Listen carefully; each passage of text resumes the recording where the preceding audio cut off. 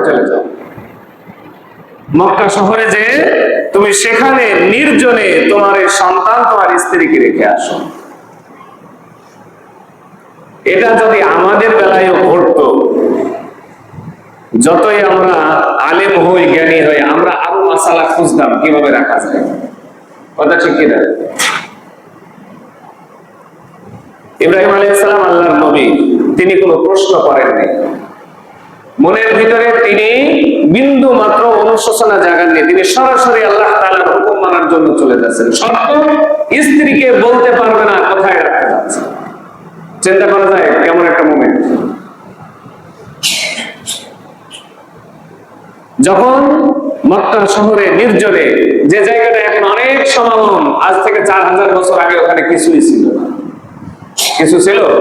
কিচ্ছু ছিল না। ইতিহাস এটাই বলে, হাদিস এটাই বলে, ওই জায়গায় কিচ্ছু ছিল না, একেবারে ধুধু মরুভূমি। পাশে ছিল কিছু গাছপালা, বন জঙ্গল। এইরকম একটা জায়গায় নির্জনে, কোনো মানুষ নাই, জন নাই, এইরকম একটা জায়গায় আল্লাহ তাআলার নির্দেশে রেখে আসলেন। সাথে দিলেন কিছু খেজুর, আরবের যেটা জাতীয় খাবার, আর একটু পানি। যখন হযরত ইব্রাহিম আলাইহিস সালাম স্ত্রী এবং সন্তানকে রেখে চলে আসছেন, স্ত্রী পিছন দিক থেকে ডেকে বলেন যে আপনি আমাদেরকে কোথায় রেখে যাচ্ছেন?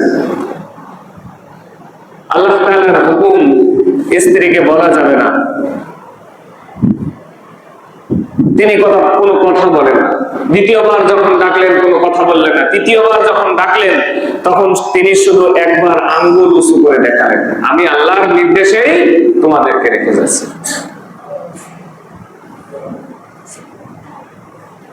যখন তিনি আঙ্গুল উঁচু করলেন, স্ত্রী এই কথায় সান্ত্বনা পেয়ে গেলেন যে তিনি যদি আল্লাহ তাআলার হুকুমেই রেখে যায়, তাহলে যে আল্লাহ তাআলা আমাকে আমার স্বামীর ৮৬ বছর বয়সে সন্তান দান করতে পেরেছেন, ওই আল্লাহই আমাকে এখানে হেফাজত করবেন। সুবহানাল্লাহ।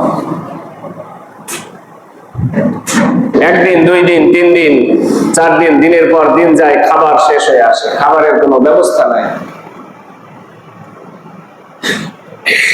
কিন্তু ইব্রাহিম আলাইহিস সালাম ওইখান থেকে আসার সময় একটা দোয়া করে এসেছিলেন, যে দোয়ার বরকতে আজ পর্যন্ত আরবের মানুষের খাবারের কোনো ঘাটতি আল্লাহ তাআলা দেন নাই। সুবহানাল্লাহ। যে আল্লাহ, আমি আমার সন্তান এবং স্ত্রীকে এখানে রেখে গেলাম, এখানে কোনো মানুষ নাই, তবে এখানে যে গাছপালাগুলো আছে, এখানে যে পশু পাখিগুলো আছে, সব যেন তাদের আনুগত্য হয় এবং এখানে যেন খাবারের কোনো কমতি না হয়, যাতে আমার স্ত্রী সন্তান এই খাবার খেয়ে বেঁচে থাকে। ইব্রাহিম আলাইহিস সালাম রেখে চলে আসলেন। কয়েকদিন যাওয়ার পরে হযরত ইসমাঈল আলাইহিস সালাম খাবারের ঘাটতি পড়ে যায়। মায়ের শরীরে যদি খাবার না দেওয়া হয়, মুখে খাবার না দেওয়া হয়, তাহলে স্তনের দুধ কমে যায়। যায় কি যায় না? আস্তে আস্তে দুর্বল হয়ে যাচ্ছে। আজকে যেখানে হাজী সাহেবরা গিয়েছেন, সাফা মারওয়া সাই করে নাকি, দৌড়াদৌড়ি করে, কয় পাক? 7 পাক, তাই না? এটা আজকে চালু হয়নি, এটা ওই দিন থেকে চালু হয়েছে, যখন ইসমাঈল আলাইহিস সালামকে রেখে তার মা হাজেরা যখন এ পাহাড় থেকে ও পাহাড় দৌড়াদৌড়ি করছেন, একটু খাবারের আশায়, একটু পানির আশায়। কিছুক্ষণ পরে তিনি এসে দেখলেন যে একজন ব্যক্তি ওইখানে দাঁড়িয়ে আছে, তিনি কোনো পরিচিত মানুষ নয়। তিনি দাঁড়িয়ে আছেন ইসমাঈল আলাইহিস সালামের পাশে, আর ইসমাঈল আলাইহিস সালামের পায়ের বোতায় পা নড়াচড়ানোর কারণে সেখানে জমজমের পানি তৈরি হয়ে গেছে। সুবহানাল্লাহ। আজকে সেই কূপ থেকে সারা বিশ্বের মানুষ পানি পান করে, কিন্তু পানির কোনো ঘাটতি নাই। আছে নাকি? না। এবং বিজ্ঞান এটা পরীক্ষা করে দেখেছে যে এটা এমন একটা পানি, এটা পৃথিবীর আর কোনো পানির সাথে মেলে না। সুবহানাল্লাহ। এই পানি যদি কোনো মানুষ সহি নিয়তে পান করে, তাহলে আল্লাহ তাআলা তার ওই রোগ থেকে মুক্তি দেন। সুবহানাল্লাহ। এই পানির এত মর্যাদা আল্লাহ তাআলা দান করেছেন, এত শেফা তার ভিতরে রেখেছেন। এই মানুষটা তিলে তিলে বড় নিয়ে চলে আসলেন। আল্লাহ তাআলা তখন সূরা আস-সাফফাতের ভিতরে যে আয়াত আল্লাহ তাআলা দিয়েছেন, এটা কুরবানির এই বিধান হিসেবে তিনি চালু করলেন। এখানে শুধুমাত্র ধৈর্যেরই পরীক্ষা।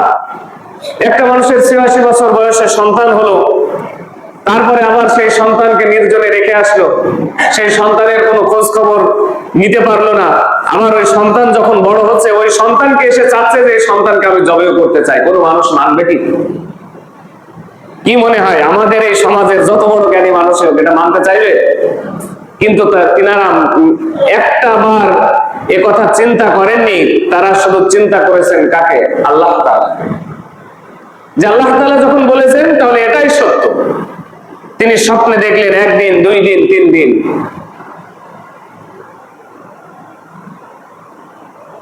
যে তুমি তোমার প্রিয় বস্তুকে কুরবানি করো, তুমি তোমার প্রিয় বস্তুকে কুরবানি করো।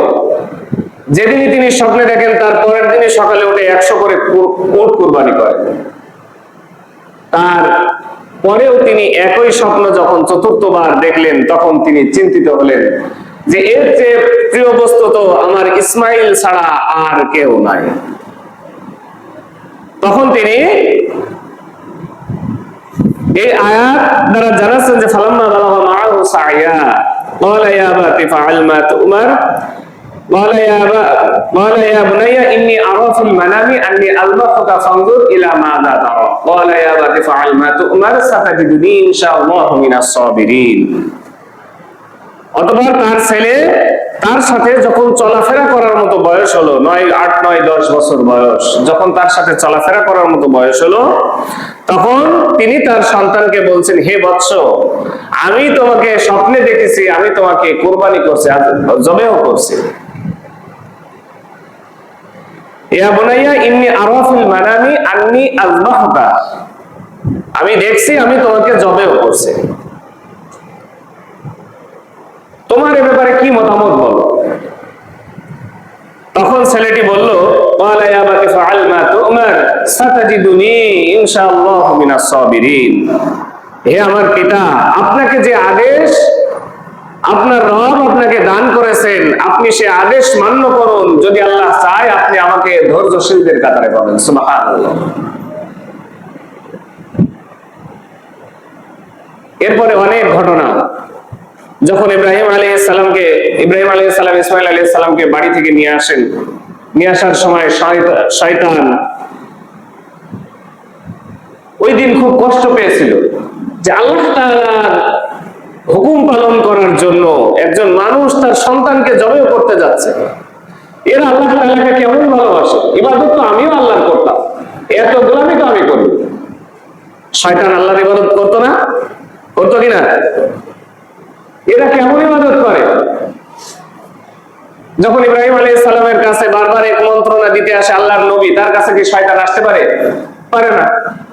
তিনি চলে গেলেন স্ত্রীর কাছে, হাজেরার কাছে। যে ইসমাইল আলাইহিস সালামের মানুষের রূপ নিয়ে যে বলছে, ইসমাইলকে কার কাছে নিয়ে যাচ্ছে তোমরা কি জানো? বলে যে কোথায় নিয়ে যায়? বলে যে তাকে তো তার পিতা জবাই করতে নিয়ে যাচ্ছে। বলছে এটা তার পিতার দ্বারা সম্ভব নয়। বলে না, অবশ্যই নিয়ে যাচ্ছে।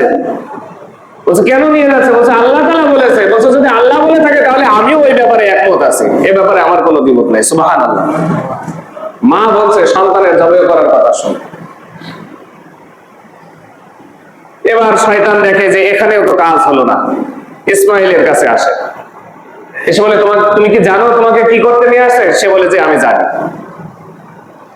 আমি জানি আমার বাবা কি করতে আমাকে নিয়ে আসছে, আমার বাবা আমাকে বলেছে। আর এ ব্যাপারে আমিও একমত, কারণ এ ব্যাপারে আল্লাহ তাআলা এই মতামত দিয়েছেন, সুতরাং আমি আল্লাহর মতের বিরুদ্ধে চলতে চাই না। কারণ ইসমাইলও তো আল্লাহ তাআলার ভবিষ্যৎ নবী, কথা ঠিক কিনা? আপনারা বুঝতে পারছেন তো?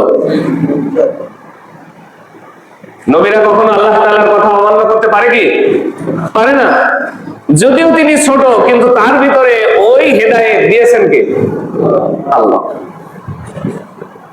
ইসমাইল আলাইহিস সালাম পিতাকে ডেকে বলে, আল্লাহ পিতা, আমাকে যখন জবেহ আপনি করবেন, আপনার কাছে আমার কিছু ওসিয়ত। প্রথমত আপনি আমার হাত পাগুলা বেঁধে নিবেন যে আপনি আল্লাহর একটা হুকুম পালন করতে যাচ্ছেন। মৃত্যুর যন্ত্রণা অনেক বেশি শুনেছি, যদি আমি হাত পা নাড়াই আপনার গায়ে যদি আমার পা লেগে যায় বেয়াদবি হয়ে যাবে, আমি এই বেয়াদবি করতে চাই না। দ্বিতীয়ত হলো আপনি আমাকে উপর করে শোয়াবেন, আমি সন্তান আপনি পিতা,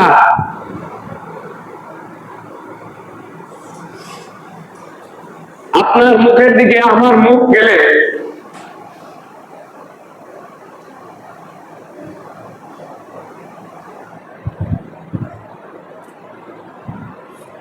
আপনার মায়া লাগতে পারে।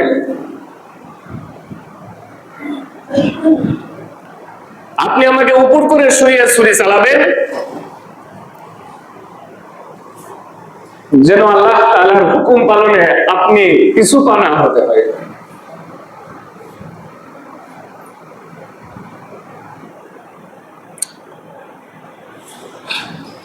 কোরবানিটা আসলে এমনিতে আসেনি,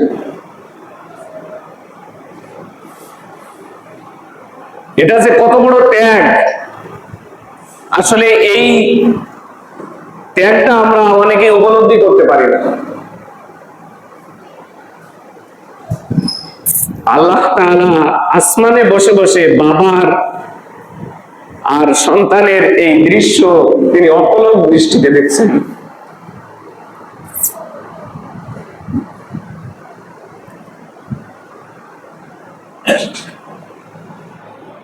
নবীদের জীবনটা সহজ ছিল না। আজকে আমরা যেভাবে ইসলামকে সহজ করে নিয়েছি, এগুলা কি এমনিতে এসেছে? এত সহজে ইসলাম আসে নাই। তিনি জবাই করার উদ্দেশ্যে এর মাঝখানে আরো অনেক ঘটনা, শয়তান বারবার কুমন্ত্রণা দেয় পিতা এবং পুত্রকে। একবারও শয়তান সাকসেসফুল হতে পারেনি। যখন তিনি চূড়ান্ত ভাবে সন্তানের গলায় যখন ছুরি চালিয়েছেন, তখন আল্লাহ তাআলা সঙ্গে সঙ্গে ফেরেশতা দিয়ে তার ছুরির নিচে বেহেশতি দুম্বা শুইয়ে দিয়েছেন।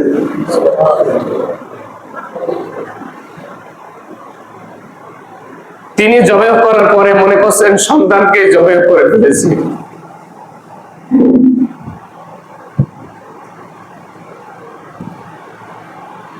এই আয়াতের তাফসীর এবং এই রিলেটেড যত হাদিস আছে এগুলা যদি পড়া যায় তাহলে আসলে বোঝা যাবে, যদি এর গভীরে ঢোকা যায় তাহলে এটা বোঝা যাবে যে আসলে এটা সহজ কোনো কাজ নয়।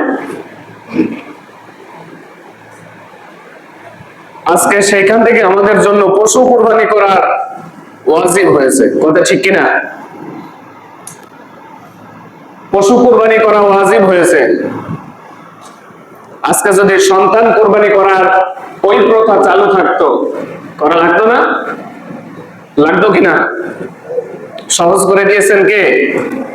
আল্লাহ। এজন্য এখনো আমরা যারা ইনডিসিশনে ভুগছি, যারা এখনো নিয়ত করতে পারি নাই কুরবানি করবো কিনা, অন্তত ছোট হোক তারপরেও যেন কুরবানি করি।